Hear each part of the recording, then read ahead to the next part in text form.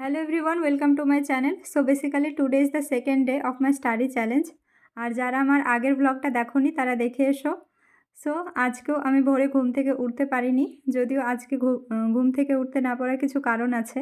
Actually গত রাত্রে আমি ম্যাথ প্র্যাকটিস করছিলাম আর অনেকটাই লেট হয়ে গেছিলো ঘুমোতে, তো যার জন্য ভোরবেলা আর উঠিনি। আর ভোরের দিকে বেশ ঠান্ডা পড়ছিল, যার জন্য ঘুম ভাঙলেও পড়তে বসা হয়নি।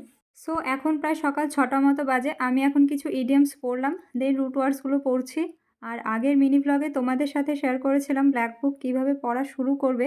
তো একজন জিজ্ঞেস করেছো রুট ওয়ার্ডসগুলো এক্সামে তো আসে না, তাহলে কেন পড়বো?